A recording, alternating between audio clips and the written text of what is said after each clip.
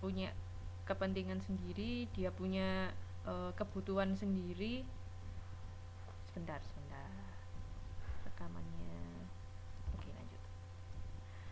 Punya kebutuhan sendiri, maka dia membuat keputusan sendiri sesuai dengan kebutuhannya.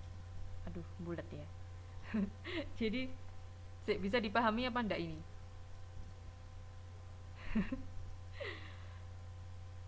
Oke, saya ulang lagi.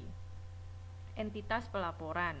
Kalau akuntansi keuangan, pelaporan keseluruhan perusahaan.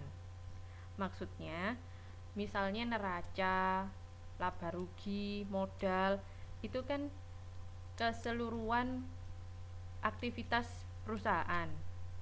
Jadi misalnya penjualan ya penjualan secara keseluruhan, seperti itu. Nah, kalau akuntansi manajemen itu manajemennya kan dibagi-bagi. Dalam satu perusahaan ada beberapa departemen.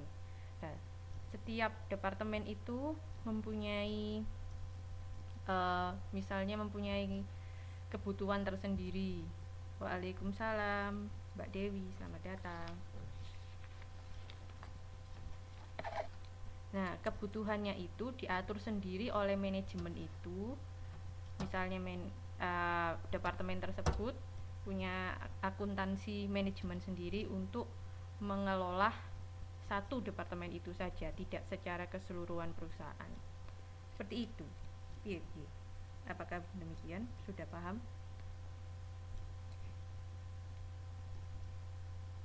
Oke. Mbak-mbak yang lain? Mbak Sri, ada juga Mbak Helen.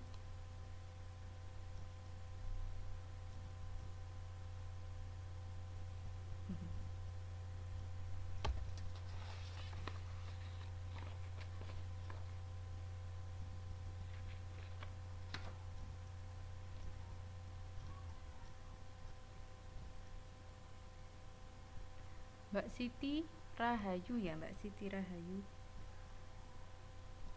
Ada beliaukah di sini?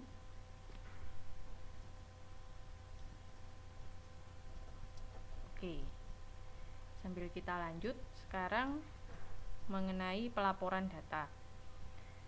Kalau akuntansi keuangan hanya informasi keuangan, kalau akuntansi manajemen bisa akuntansi manajemen terdiri dari keuangan dan non keuangan. Maksudnya kalau akuntansi keuangan kan contohnya neraca itu semua kan masalah keuangan, informasi masalah keuangan lah. Kalau akuntansi manajemen misalnya jumlah hutang itu kan informasi keuangan. Manajemen juga memerlukan misalnya kondisi debiturnya seperti apa. Apakah contohnya jumlah piutang aja. Jumlah piutang itu kondisi pembelinya itu yang melakukan piutang kepada perusahaan itu seperti apa. Apakah kemungkinan dia bisa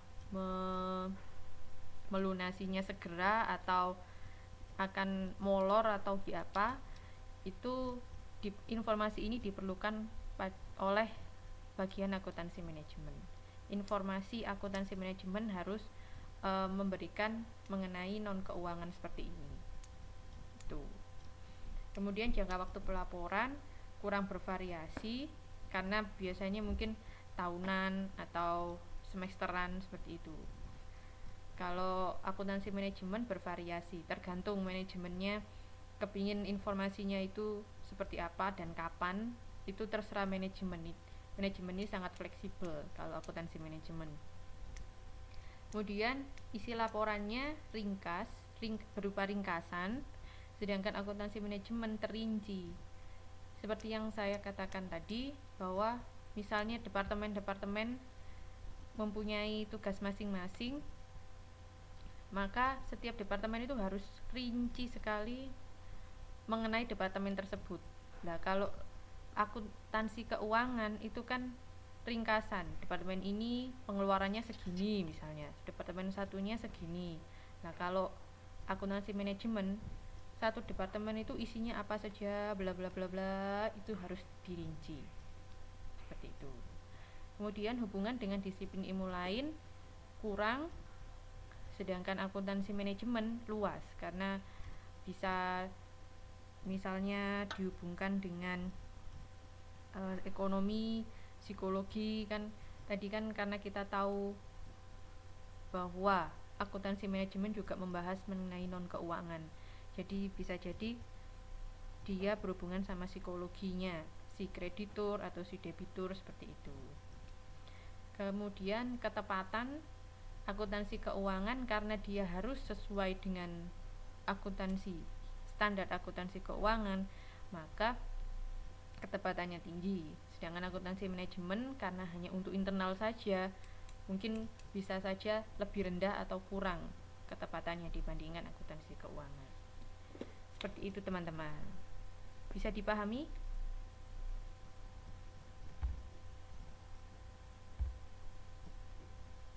Oke, bisa dilanjutkah? Oke. Sebentar.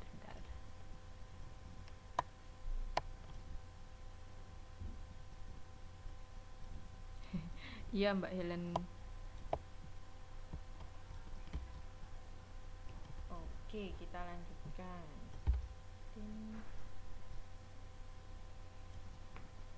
Sekarang posisi akuntansi manajemen dalam organisasi perusahaan. Dalam perusahaan, dalam bagian organisasi misalnya, itu ada dua fungsi, yaitu fungsi garis atau lini, line department. Yang kedua adalah fungsi staff atau staff department. Kalau fungsi garis itu berhubungan langsung dengan pencapaian tujuan utama perusahaan. Misalnya, tujuan utamanya itu membuat dan menjual produk, berarti yang berada pada fungsi garis itu adalah bagian produksi, bagian penjualan, bagian pengawasan kualitas, dan lain-lain yang berhubungan dengan pembuatan dan penjualan produk. Sedangkan fungsi staff itu dia tidak langsung kepada pencapaian tujuan utama perusahaan. Contohnya bagian akuntansi, bagian umum, bagian personaliat, dan lain-lain. Jadi kalau kita lihat di bagannya seperti ini. Bagian yang bawah ini bagian produksi. Kita bisa mengatakan ini sebagai garis, fungsi garis. Sebentar.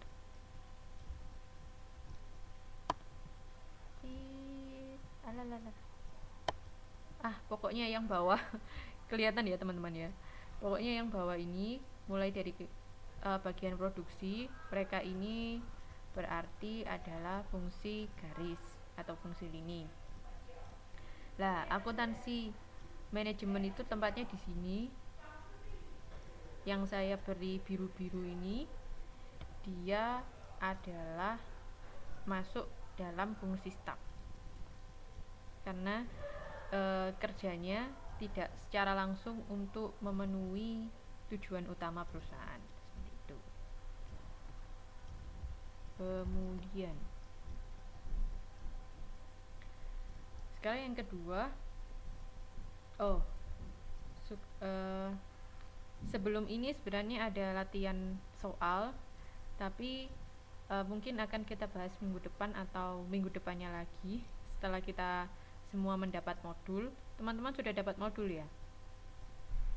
Kalau teman-teman belum dapat ataupun sudah dapat, silakan dibaca-baca dulu pertanyaannya. Nanti kalau ada pertanyaan kita bahas insya Allah minggu depan. Oke?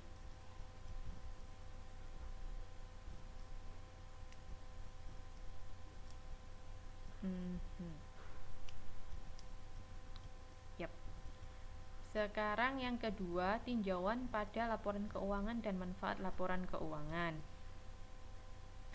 Laporan keuangan itu ada beberapa